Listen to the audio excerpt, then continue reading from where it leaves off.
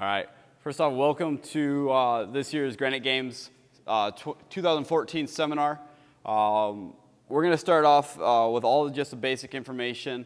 As far as schedules go, I'm working on getting you guys a daily schedule, meaning that you will know what building you are in each day, as well as which team you're assigned to. Your teams will be named off of the lead that you are working under. In Hollenbeck Hall, those three teams are Mary Jo, Brian, and Garrett.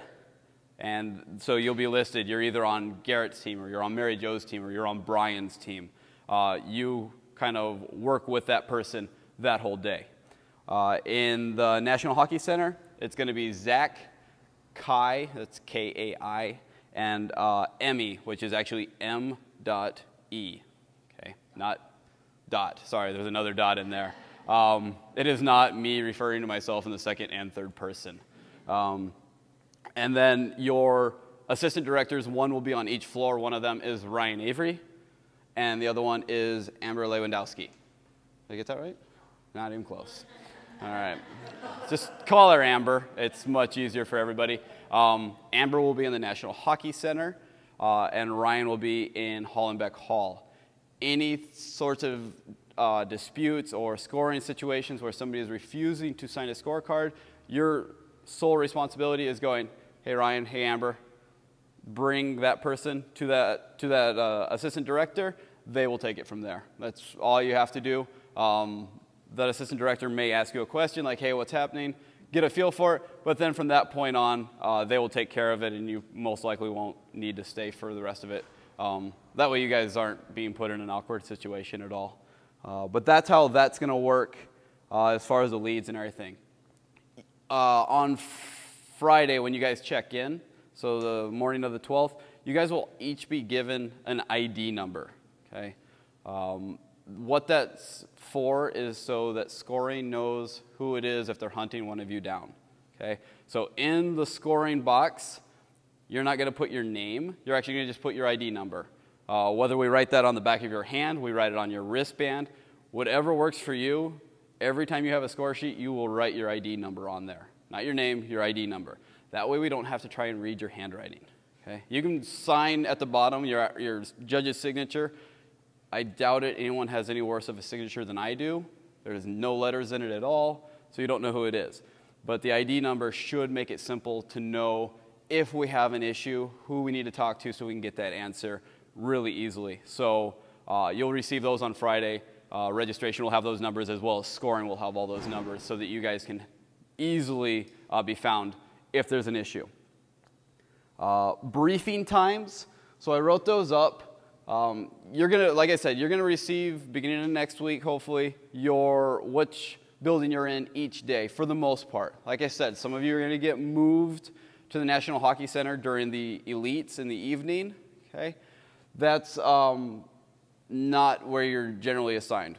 When you're given, whether you're on Brian's team or Mary Jo's team or Garrett's or anyone else's team, that's where you should plan to be that day. So you need to be in the briefings and at that building. So on Friday morning, first briefings are at 10 o'clock, both floors. Okay, so you're going to be at one or the other briefings. All right, and they're both happening 10 a.m. to 11 a.m. Okay, from that point, workouts start about noon. Judges and athletes will all be at the same briefing. Okay, that's kind of why we're doing this now, so you guys can ask questions beforehand. Okay, a lot of times it's kind of hard for the judges to get to ask questions when it's an athlete and judges briefing all at once. So Friday morning, everybody's briefing, whichever floor you're at. On Friday night, if you know Saturday morning, because of your schedule, that you're in Hollenbeck Hall and you're going to be worth the Masters, you're going to be at that 6 to 6:30 briefing with me at Hollenbeck Hall. It's right after that ends. It's before the elites go in the National Hockey Center. Okay, so you're not going to miss any of that. As soon as we're done, our briefing will be pretty short because we're only going over the Masters that night. Once we're done with that, then you guys are more than welcome to go and watch. Some of you may be also judging at that point too. And then the National Hockey Center briefing for Saturday will be at 8:55 p.m. to 9:20. You're more than welcome to come, even if you're judging in Hollenbeck on Saturday. It's not an issue if you decide, you know what, maybe I'm judging. Maybe I get bumped over to Saturday evening, National Hockey Center. It's not a bad idea to be over there as well, okay? I'm not going to hold it against you. I'm not holding roll call.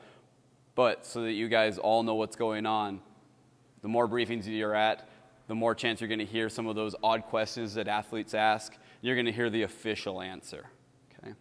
On Saturday, the open teams, so the teams of 2, both RX and scaled, their briefing is going to be at 7:30 or 7 in the morning in Hollenbeck Hall. Okay?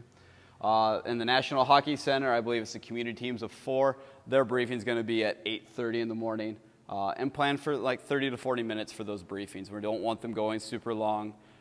We try to keep the Q&A to a minimum, things like that. And then everybody, both buildings, briefing at 7:30 at night, that night in Hollenbeck Hall, or excuse me, in the National Hockey Center.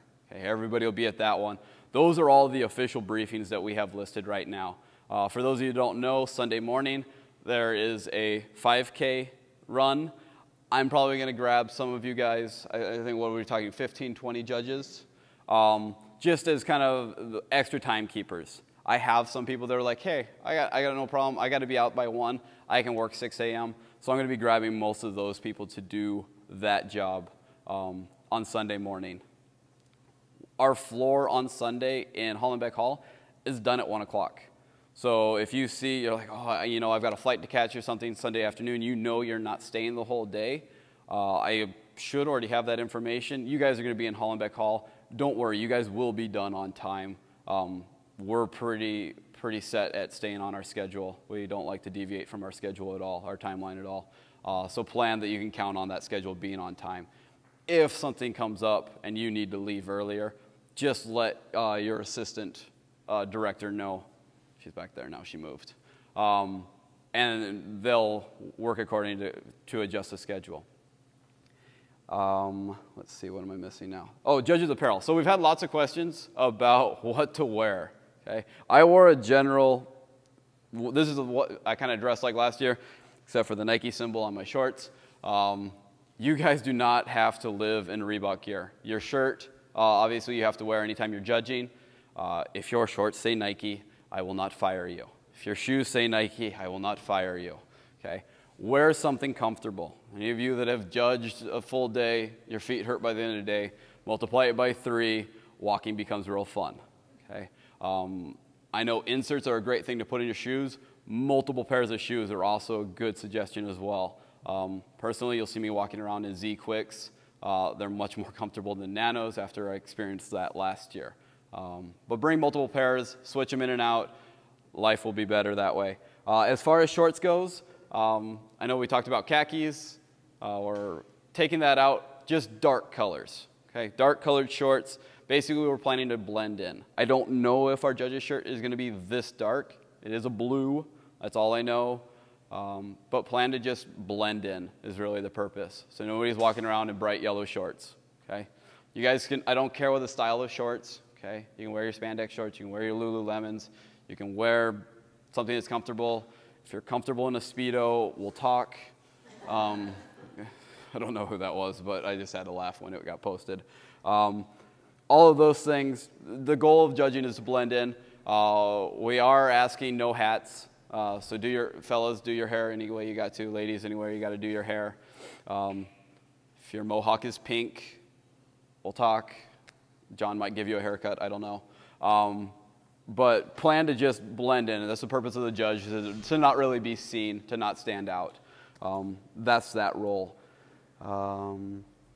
I recommend, a lot of you guys brought something to write on. I also recommend bringing that during the briefings. It's never a bad idea when you're in the hallway waiting to go on the floor for the next heat. Quickly look at your notes. Oh yeah, that athlete asked about XYZ. Yeah, we didn't allow that. It's not a bad thing to just have a refresher. Okay, I recommend it, whether it be a little tiny police-style notebook, whatever works for you.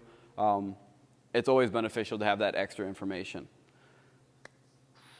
When you aren't judging, or you're waiting to judge, like you're not getting ready to go on the floor, like you're on a break or something, we ask that you not just be roaming around in your judge's shirt. You either change shirts or you just kind of cover it up. What we're trying to avoid is judges having their pictures taken in their judges' shirts with athletes. That's what we're trying to avoid this year. So like at the meet and greet, go ahead and just change. Okay? I have no problem with you guys going and meeting the athletes. I think that's a really cool thing. Just don't wear your judge's shirt. That's all we're asking.